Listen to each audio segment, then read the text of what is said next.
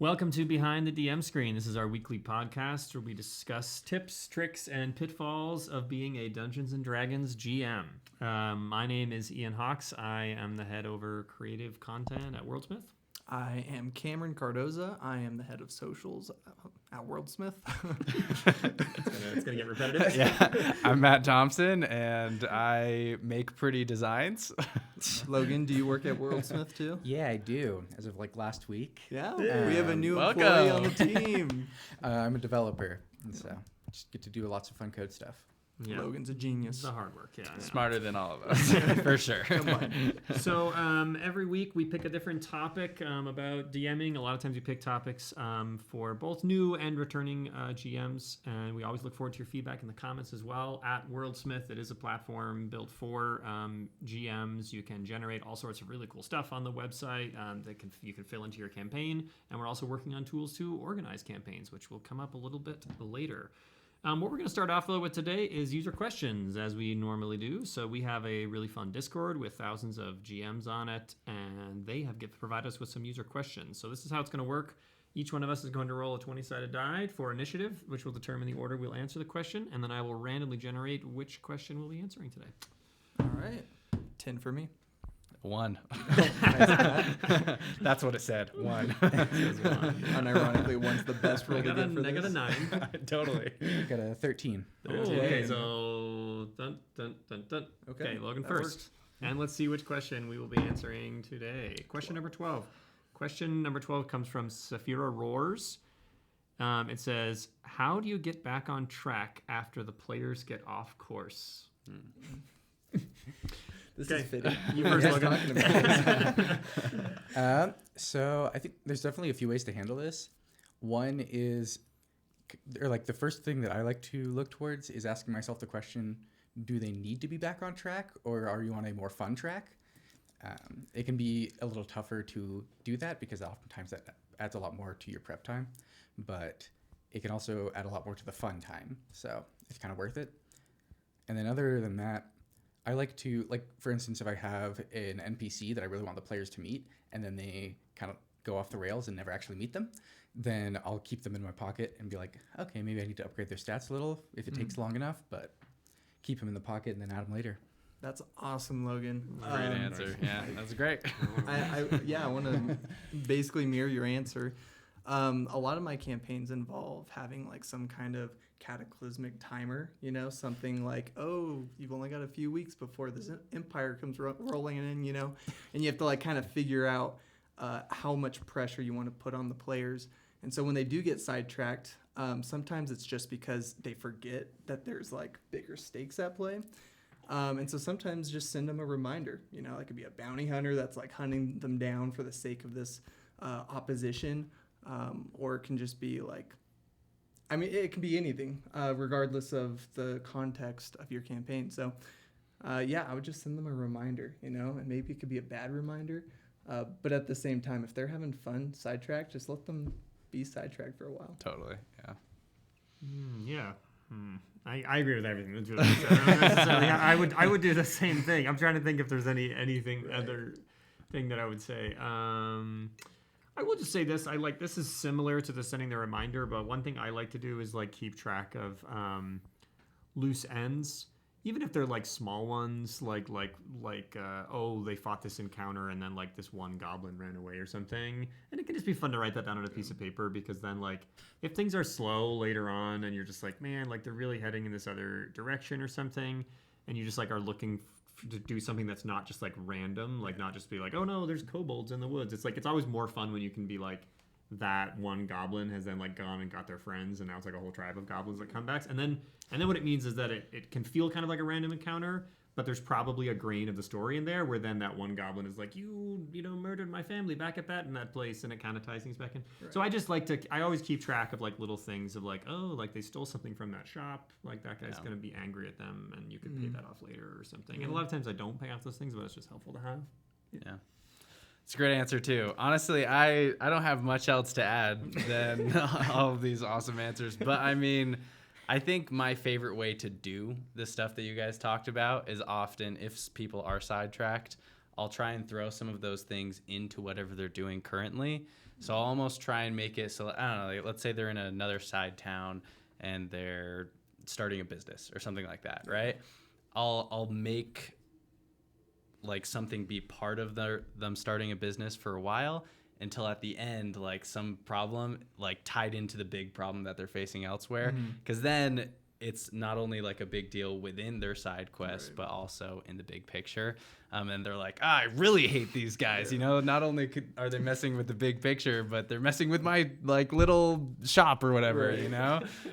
So it just gets them reignited towards the big picture. So I like to do it where it's like sneakily integrated, and then they only realize it later on. We kind of talked about that last week with like the whole illusion of free will, you know? Like your players are like, we're starting a bakery and this just happens to be where this war party has settled. That's so convenient for us. You know? Totally. I might amend my answer too to say that sometimes I just punish players by making the things that they want to do less interesting than what I have planned. And that sounds really cruel, but like if they're like, we want to start a bakery, then I'll be like, awesome. Okay.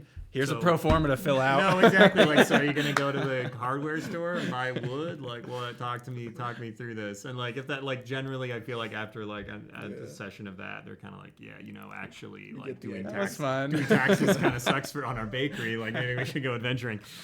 Not always the best plan, but you know, sometimes can work.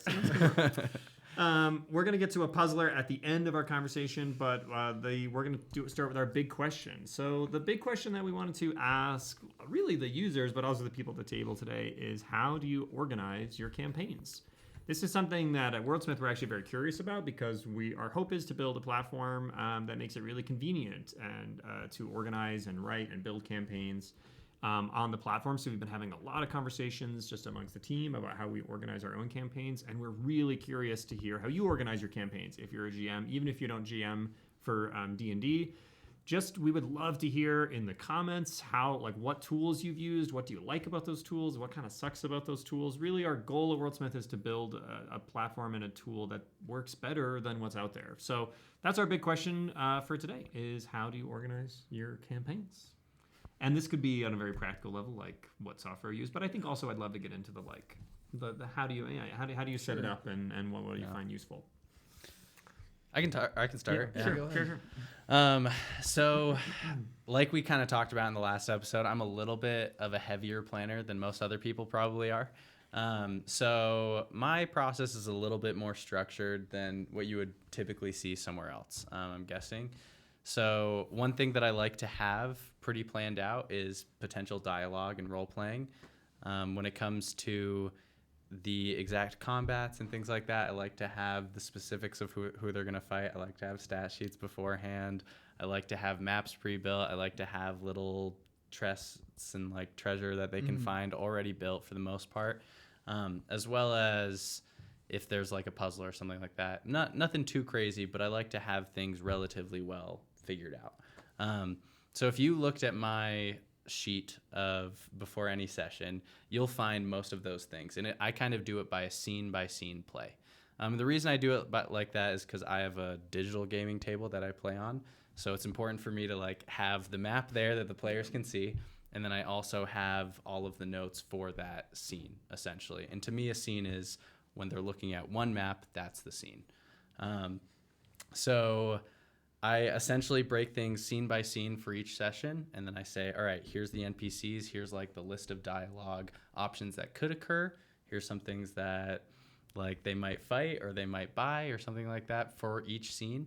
And then if they get crazy, then I like improv the rest. But that's how it is for a session. And then when it comes to overall campaign planning for me, I do like to have at least a minimum of like some pretty detailed information about what the world setting is. I like to have a section that just talks about what my overall plan for the story is. That is constantly getting updated. And then from there, I just break it down into session by session, which is very similar to how we've seen WorldSmith do it so far. But I know that a lot of people do it differently. So we want to figure out how people do it. Yeah. I'm curious, when you write out dialogue, like, are you thinking through like a back and forth of like what you anticipate that the players will say, or are you more just like writing out like kind of the chunks of important like monologue that the NPCs might need to give, and then you kind of are okay improving like back and forth? I'm more of the improving way. So I kind of have, all right, scene, here's a description that I read to them when they enter that room, essentially, right? So here's like something that I've pre-written. I know what I'm going to say. And then after that, let's say I have an NPC, they have a ghost in a room that they're going to talk to, and they can find out information from them. I will like have a bullet point list of like, hey, here's stuff that they could find out. And it's not like a long, perfectly crafted like list of like dialogue, but it's just like they could discover this, they could discover this, they could discover this. And then like, even if sometimes I'll even include like a, hey, for a D something intimidation or persuasion, you could do this. So Do you write out your a lot of your CR CR like challenge rating beforehand? I for write most the things? DCs before if it's like pretty That's what it is, important. DCs, Yeah, yeah, if it's yeah. a DC check, I will write it out beforehand. Yeah. So yeah, Cool. it's a lot of work, but that's how that's I do it. No, Yeah, that's awesome. That sounds super rad. Yeah. It's kind of tough DMing because essentially what you're doing is you're acting a lot, and you know, when you have a script that isn't like finalized, the less prep you do, it becomes kind of just this like mishmash of improv, which can be really hard to navigate if you don't prep. Yeah. The way I like to organize worlds and just stories in general, my campaign, is I actually like to start at the end. I think about where do I want my players to end up, what's the big bad boss fight, and then what I do is I start the players somewhere small, and I just keep that.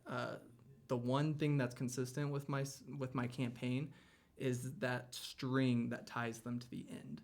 You know, whether it's hinting at their strange existence or, you know, the cult underground that's slowly brewing something up.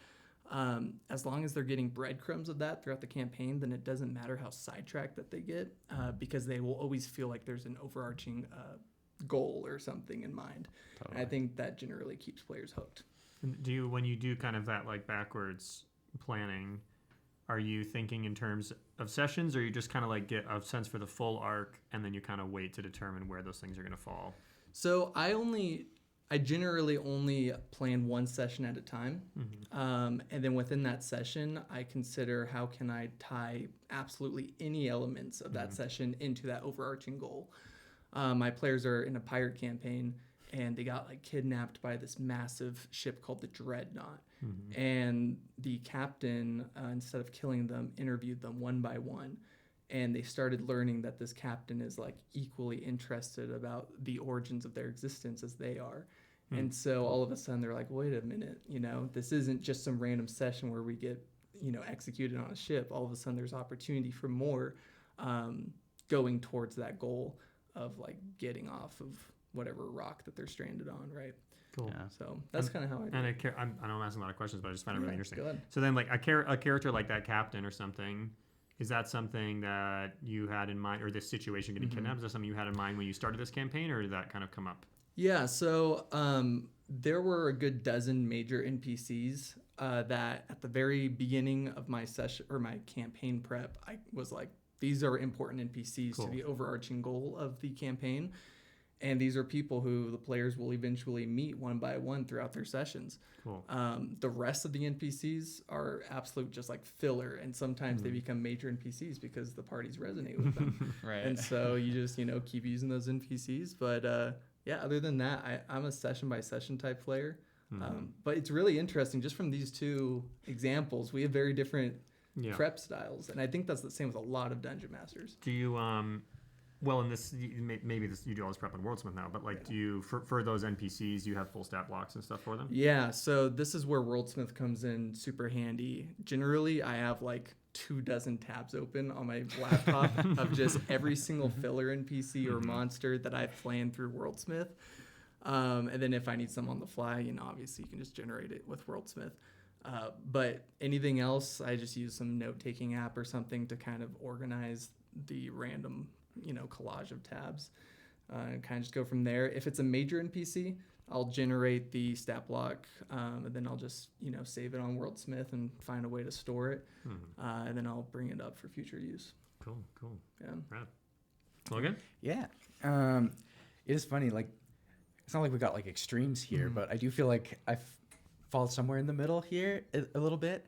So like instead of thinking of like an overarching campaign, the way I approach it is by scenes based on like my player's play style and their character and like the themes around that. So like I read a lot of books and watch a lot of shows, and so I'll see a scene from there that'll like I'll be like, ooh, that is an emotion that I know that player wants to act out. Oh, that's awesome. And so how can I like pull that scene into this? And Cool. so it's, and then when I'm on like the session side, like you mentioned, you'll write down for your NPCs, like here's things that the players could learn. Right. I write down the same thing on the player side where I'm like, okay, here are things that the player doesn't know yet that when they run into an NPC, I can give them like a relevant NPC. Cool. Yeah. So you kind of put your players first in that way. That's really rad. That's cool. Yeah, Do you have some kind of like a sheet somewhere then where you have almost just kind of a list of all these scenes that excite you you'd like to work in at some point? Yeah, so I've got a couple different places for that. One is I use Notion a lot. Yeah. Yeah. That's great. I've started like as the world gets bigger, there's a lot of characters and things. Having like an actual database table thing is pretty nice. Yeah. And then with the like, sorry, what was the question? You're fine, friend. So, like, you just mentioned that when you like read books and shows, Oh, you yeah. see scenes. So, then do you just have Yes. like a bunch of like a list of all these scenes that you just maybe in the future might use? Yeah, I've got a Google Keep note. Oh, cool. And it's just on a widget in my phone, so it's like 2 taps to open it. So that way, when something does strike me, either I'm just thinking about it, like on a drive to work, or You just quickly jot that down. Yeah. I just like go in there and I'm like, ooh, hey, this thing, we're gonna have it work this way, or it's Yeah. like, I don't know. I constantly evolve where the campaign is going, Yeah. which is sometimes good, sometimes bad. Yeah. Definitely been caught flat-footed a lot. Yeah. Or there's some points where I'm like really into a type of show. Yeah. Yeah. Yeah, I'm gonna steal that. Yeah. Okay. Matt had to go address a noisy neighbor. While Matt was gone, I think Cameron actually said a really insightful thing, which what to Logan's point, which is that like a lot of times the best ideas for your campaign come when you're like in the shower or just like walking around or like because you're essentially writing a book, is what you said.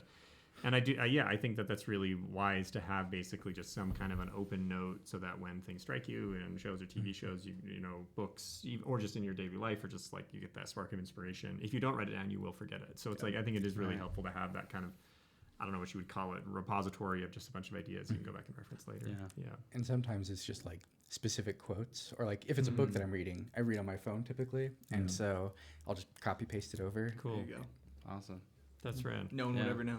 Yeah, totally. That's the best part. Yeah, I'm kind of I relate a lot to like the putting the players first. I think I don't do it as so much in like a micro way. I really like thinking about like scenes that a player would relate to. Generally, when I start I start every D&D campaign thinking maybe we'll only play for 2 sessions, because there is just a practical consideration to that, right? Which is like you get a bunch of friends together and maybe the schedules won't work out, you know. Plus, you got to hook them. You got to make it as exciting. No, with 2 totally. sessions And as yeah, I possible. don't ever want people to feel like you've just said yes to a thing that'll last forever. Also, like I've kind of learned from experience that most of the time I start with like 4 or 5 players, and then like 1 or 2 people drop out after a month or 2, which is fine. Like people just realize that they maybe don't have as much time as they thought, which is great. I've been that player before, so. Like a lot of times I start off just in a very small way. I don't necessarily have a sense for who the big bad guy might be. You know, they might just be trying to solve a little micro problem, escaping from a dungeon, or, you know, rescuing someone who got trapped in a castle. And it's probably just going to take 3 or 4 sessions. And generally I feel like after that, I just run that one very much session to session. I have a little map of the area. I just got, you know, plans. To basically just cover that one little area, because I'm quite certain they'll just stay there and complete at least the first mission. And then after that, I normally start to get a sense for like, oh, that's cool. This player had a backstory that they were excited about, or like this player just kind of wants to joke around and have fun, but then this player like is like deeply committed to their character. So maybe we'll play off of that player's backstory a little bit more. And then at that point, I kind of think about what those players kind of want out of the game, and then I'll start to build kind of like a large storyline with like some big, I'm a screenwriter professionally, so like I just kind of build out some nice big plot points of like, okay, like this would be, you know, this thing could then lead to this thing, could then lead to this thing, and then it would be a nice climax here. And then I just kind of start to sprinkle details for those things throughout. And like I said in previous episodes, I try not to stress too much about the pace of it. Like as long as I know the big picture of where we're going, then it's like, oh, that's interesting. They'd rather take this roundabout path through this and this wood, and we can have a fun little adventure with like a dryad thing in the woods. It's fine. Like they are still going towards the castle where they need to be going. But yeah, I'm pretty light on prep. I think I'm kind of on the opposite side of that spectrum. I just start off the session notes and I say, what do I expect the players are going to do? And I just write out like, if they do this and this, colon, and then I just often will write 1 or 2 sentences. Okay, then they're going to run into this person at this inn. If they decide to go this way, they'll run into this. Before WorldSmith, I didn't even have stat blocks for almost any of my NPCs. I basically just on the fly would be like, oh, this guy seems pretty charismatic. We'll say I just like literally as I'm rolling the d20, I'm like, he probably has a +3 to persuasion, and I just like so like that was a lot of what I did before WorldSmith. And honestly, I think I'm really glad now that because of WorldSmith, like it, because I'll still build out like a big boss sometimes on my own or have really strong opinions about their abilities. But where I love using WorldSmith is for like, well, this is this innkeeper that they do need to have like a little mini social conflict with. Right. And then I think I just, like as a DM, you want the story to keep going. And so sometimes I think if you're kind of making up those values right when you roll the die, a lot of times in your brain, you're like, whether you recognize it consciously or not, you're thinking to yourself, well, I do really actually want the players to be able to get away with this. You know what I mean? Whereas when you actually have a stat sheet, I do think it's helpful because then you roll it and you look at it and you're like, well, gee golly, they actually did fail. You know what I mean? Yeah. Or like, gosh, like this guy does have a powerful attack. He did just kill that person. So like, and I think that's actually fun. I mean, it makes the story more fun when you as the GM are forced to kind of hold yourself to something that you prepped beforehand, that then you're like, that's what it is. It's locked in. The consequences are real. But yeah, before WorldSmith, I didn't have like any. I didn't basically have any challenge or what is that? I always get not challenge rating. Difficulty classes. Yeah. DC checks. I like hardly had any of those written out. And then So I would say I'm very light on prep. I think I've found that I prep more than most DMs in the big story. Yeah. Where I'm like, the campaign I'm in now has been running for a couple years. And I have ideas of what's going to happen over the next 2 years. Like I'm like, I know where we're going, big picture. But I'm playing a game on Tuesday, and I'm probably going to sit down 48 hours before it and be like, well, okay, what do I think they're going to do this session? And I'm just going to probably write out like, I don't know, 20 lines of text to kind of work my way through it. But I organize my work. I use Microsoft OneNote, and I organize my tabs actually by location, not by session, more because of that. Like generally my session notes might only be 5 or 6 sentences of like, I think they're probably going to try to do this, in which case the city guard will catch them, or I think they're probably going to try to do this, in which case like these guys will show up. But then I have all my tabs are different locations. So it might be on the city, and then I have like a description of what the city is and some major NPCs they might meet there and stuff like that. So I kind of do it that way, especially now that my players are higher level where they can teleport and things, because it's just helpful for me. Like a lot of times writing out a session, I feel like I really can't anticipate too much. And so it's then all of a sudden, if they're like, you know what, we're actually going to hop in this teleportation circle and go back to the glass tower to like long rest for like a week, you know what I mean? And like research something in a library, then I can go to my glass tower tab and be like, oh yeah. Like there was this conflict I kind of wanted to pay off in the glass tower that just kind of sits and waits for them there until they decide they want to go back to it. And that's actually one of the ways I think I keep kind of to the original to that little user question of like how do you keep it on track is like I'm just kind of like everywhere on the map there's like a little something sizzling, and so if they decide to go there'll always be at least like a little tension, some callback. That goblin finally has his cult prepared. Yeah, that's interesting. You mentioned once a time ago that you prep a lot of your sessions or like campaign beats around a specific character. So like a character will have a moment to shine, and the rest of the party collectively is like, okay, we're going to work as a team to help this player achieve their goal, right? None of us really care beyond like, this is our friend and we want to help them out. You've been DMing for a really long time. And I'm curious from all of you really, but Ian specifically, how do you plan that? Like how many sessions go into one character's arc, and how do you keep it from going too stale? Yeah, that's interesting. I think there's a big picture, which is that I like also a fan of like books and shows a lot. So big picture, I'm thinking about like what's the epic payoff for this. Like I'm like if they're the Luke Skywalker, what's the moment They get their lightsaber. Well, no, or Force. even larger. Like, what's the moment where Darth Vader throws the Emperor in the pit, and then he takes the mask off and has this conversation with his father, right? And I'm like, that's the completion of that character's story. Yeah. So honestly, from after playing 5 or 6 sessions, I try to identify that with each player, where I'm like, if this was an epic tale that went all the way from beginning to end, if this person is Frodo, where's the full circle? You know what I mean? And I honestly think about that, and then and a lot of times, depending on how dedicated the players are to a long campaign, again, that might be years before that thing gets paid off. But I like to keep that in the back of my mind of like macro level. I think, and I'll adjust it if somebody wants to be like, oh, just kidding, I want my character to die, I want to roll up a new character. Not a big deal, whatever. Right, yeah. But I think the players who are really dedicated and are role playing well and are playing their character well, and then I like to start seeding it in a fun way. I can't give too much away with the current campaign that I'm playing, but there's some fun things there where I have things in mind for these characters, big picture. Small level, I'm aware of. I like to try to keep everybody interested, frankly, and just using their abilities. This isn't a D&D example, but I have designed my own RPG called Babel with my brother, and I'm running weekly sessions of that. And there was like the rest of the party is very like ancient tech and like crafting oriented. And so they're all like fixing things and messing around with stuff. And then one of the players is like, actually, they're like a Luddite, like they refuse to touch technology. Like they have like a longbow and stuff like that. And they're really good in combat. And the rest of the players are quite weak in combat. So they'd really just been avoiding conflicts for like 2 or 3 sessions. And I was just starting to get this thing where I'm just like, man, bummer. Like this, my cousin, like they rolled up all of this great character and they really have not been able to use their abilities. And so then in my head, I'm actually thinking like, all right, like we're just going to have an NPC that comes in hot, like with a gun, trying to kill them. Time for an ambush. Just something like that. And it totally worked. Like the last session we played, like somebody came out and he like had his longbow, and then there was this amazing session and he was just like, ba-bam, ba-bam, ba-bam, and he like killed this guy in like 2 shots, and everybody was like, whoa, we didn't know you were that strong. You know what I mean?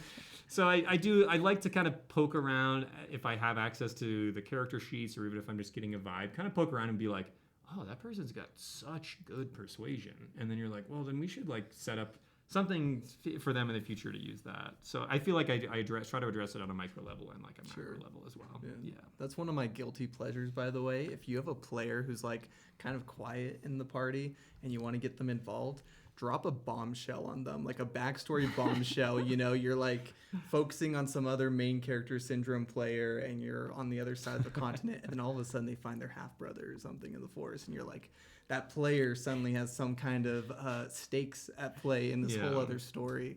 I absolutely love doing that. It just gets people so involved. Well, we're running short on time, but seriously, we would love, please, in the comments, leave comments about how you like to manage your sessions, particularly when it comes to the types of tools or the types of like tabs or pages that you use. Because at WorldSmith, we're trying to build something that makes that type of session prep just easier for all of us. The last thing we do before we're going to wrap up, we do have a puzzler. If you're unfamiliar with the way the puzzler works, one of us is going to give a challenge that they experienced at the table as either a player or a GM. And then you in the comments can respond to how you would solve it. And then next week, we will give our answers to how we will solve it. And Matt has this week's puzzler. All right. So this happened to me in one of my parties. It happened 2 or 3 years ago. It was only one of like...